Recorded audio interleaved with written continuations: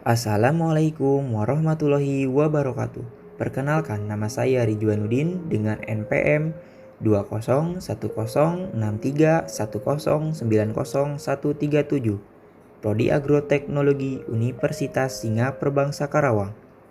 Di sini saya akan membahas tentang evolusi tumbuhan dan hewan. Sebelum lanjut ke videonya, kita harus mengetahui terlebih dahulu apa itu evolusi. Evolusi adalah proses perubahan secara berangsur-angsur di mana sesuatu berubah menjadi bentuk lain, menjadi lebih kompleks atau rumit, ataupun berubah menjadi bentuk yang lebih baik. Teori evolusi menurut Charles Darwin dalam bukunya yang berjudul On the Origin of Species pada tahun 1859 adalah proses di mana organisme berubah dari waktu ke waktu sebagai akibat dari perubahan sifat fisik ataupun perilaku yang dapat diwariskan.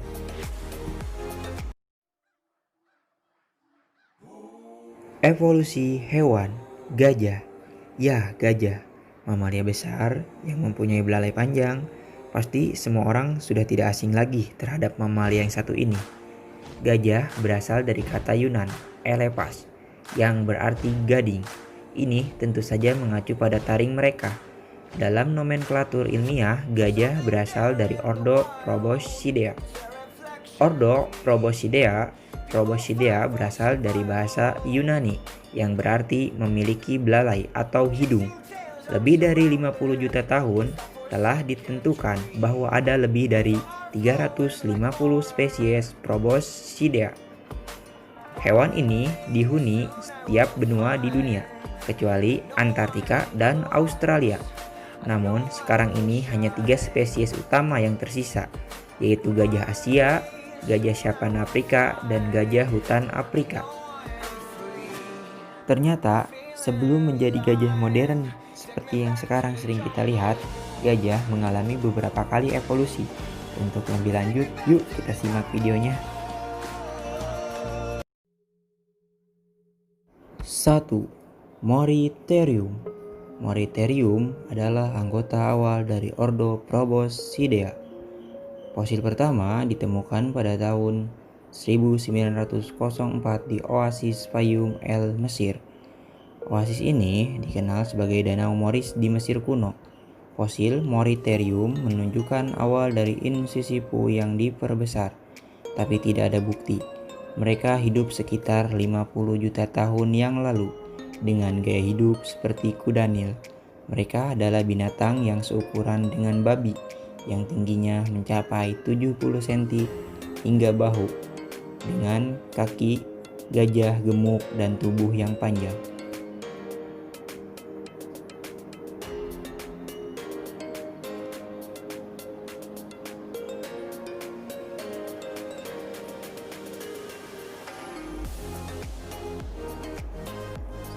Dua. Paleomastodon.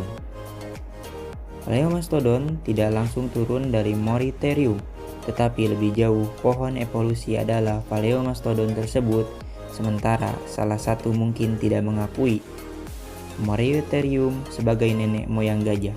Paleomastodon akan segera dicurigai. Hidung yang memanjang dan mungkin dapat digambarkan sebagai batang kecil. Gigi seri jauh lebih diperbesar dari Moritarium dan ada awal dari taring rahang bawah juga Paleomastodon. Berukuran 6,5 kaki di bawah bahu, biasanya digambarkan sebagai binatang berbelalai gajah seperti awal. Mereka hidup sekitar 30 sampai dengan 35 juta tahun yang lalu.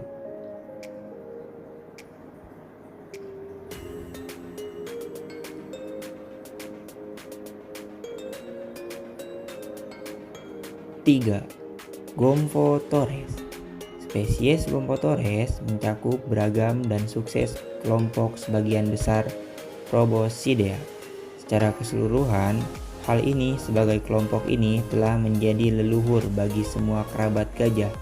Masih terdapat beberapa kontroversi di mana spesies gajah merupakan milik dari kelompok ini. Kebanyakan Gomphothores memiliki tinggi hingga bahu, yaitu 6-7 meter. tetapi yang lain mencapai ketinggian 10 meter.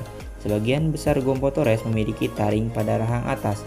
Para Gomphothores awal diyakini telah muncul sekitar 20 juta tahun yang lalu dan berlangsung hingga 1 juta tahun yang lalu.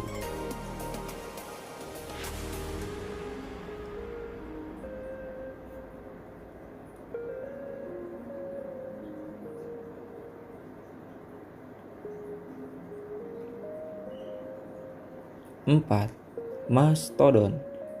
Berlawanan dengan kepercayaan populer, mastodon tidak terkait erat dengan mamut.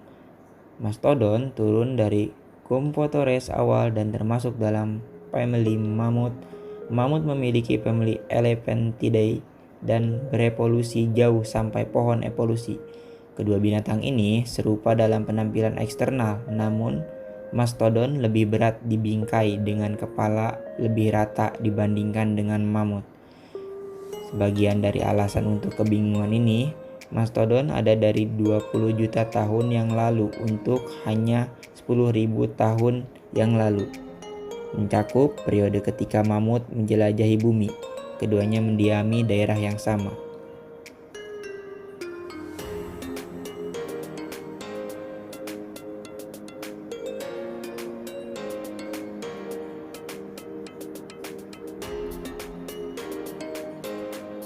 Lima, Primelepas.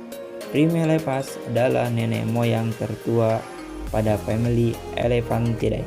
Ini adalah keluarga dari kehidupan modern spesies gajah Asia dan gajah Afrika.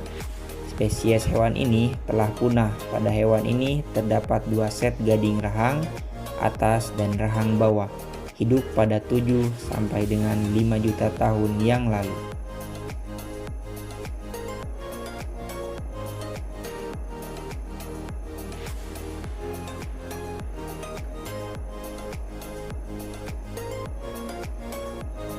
Enam, Mamut.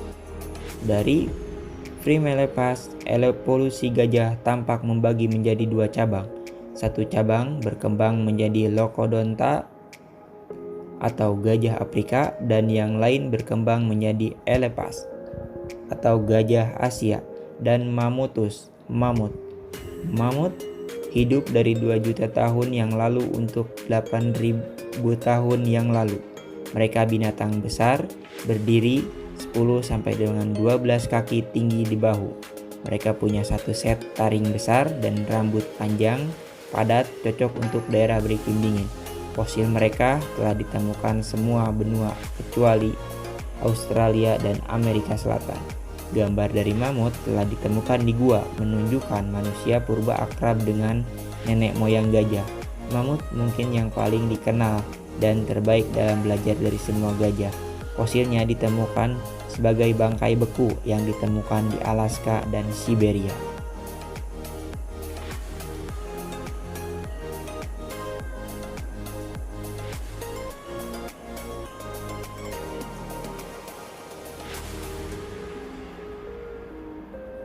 Yang ketujuh, gajah modern.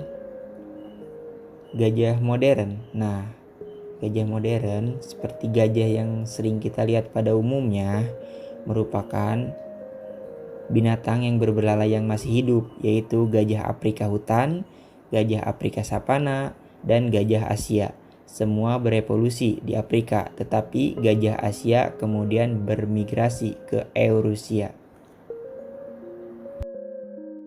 Berikut adalah bukti penemuan fosil evolusi gajah.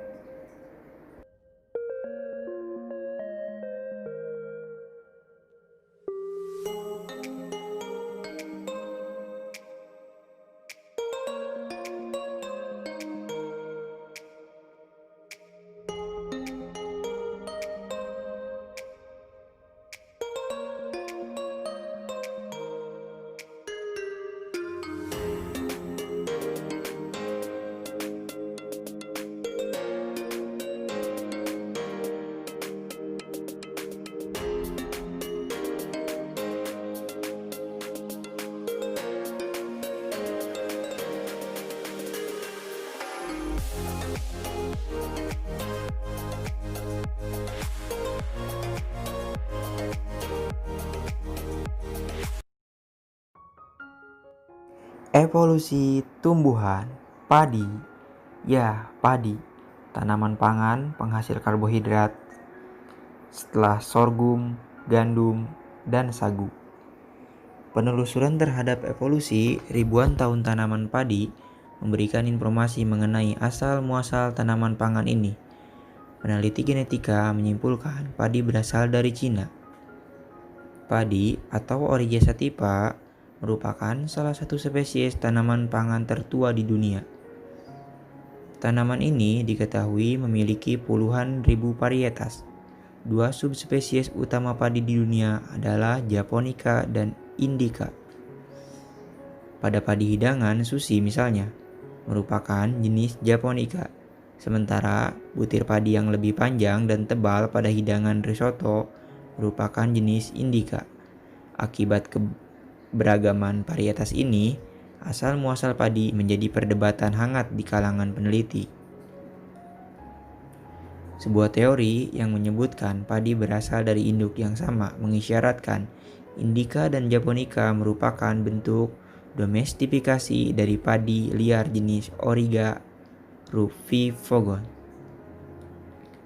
Teori lain menyebutkan padi berasal dari beragam induk. Teori ini mendapatkan dukungan luas karena terdapat perbedaan genetik yang mencolok antara padi jenis Indica dan Japonica. Studi terbaru peneliti gabungan dari Universitas New York dan Universitas Washington membandingkan 630 pecahan gen pada kromosom tertentu dari berbagai varietas padi liar maupun yang terdomestifikasi dengan teknik pemodelan yang mirip dengan penelitian gen manusia. Didapatkan urutan gen yang lebih konsisten dengan teori induk yang sama. Peneliti juga menelusuri kapan evolusi padi terjadi. Untuk pertama kali, penelusuran ini menunjukkan padi muncul pertama kali sekitar 8.200 tahun lampau. Sementara jenis Japonica dan Indica terpisah satu sama lain sekitar 3.900 tahun yang lalu. Hasil studi ini konsisten dengan bukti arkeologi yang memperlihatkan budidaya padi pertama kali terjadi di lembah Yangtze, Cina sekitar 8.000 sampai dengan 9.000 tahun yang lalu. Sementara budidaya padi di sekitar Sungai Gangga baru terjadi sekitar 4.000 tahun yang lalu. Ketika padi dibawa dari Cina ke India oleh pedagang dan petani yang bermigrasi terhadap persilangan antara padi asli dengan padi liar India, ujar ahli biologi dari Universitas New York, Michelle Purugandana, sehingga budidaya padi yang sebelumnya diperkirakan bermula di India ternyata berasal dari Cina. Menurut Profesor Biologi dari Universitas Washington, Mary Dale Chilton, studi ini menunjukkan pemikiran baru bisa didapatkan melalui gabungan ilmu genetika, informatika, dan pemodelan. Ia juga mengatakan peneliti filogenesis padi sangat penting karena tanaman ini berhubungan langsung dengan penyebaran manusia di seluruh Asia.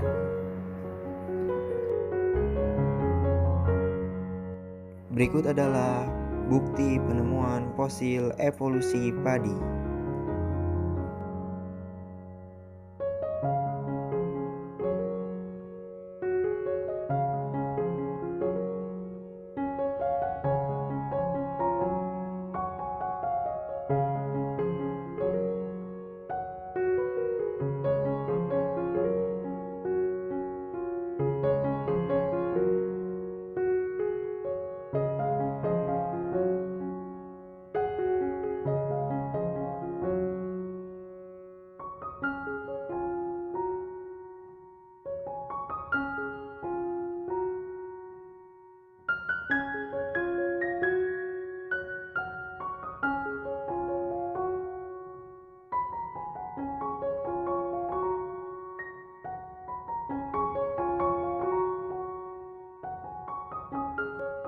Sekian yang dapat saya sampaikan. Wabillahi taufiq walhidayah. Wassalamualaikum warahmatullahi wabarakatuh.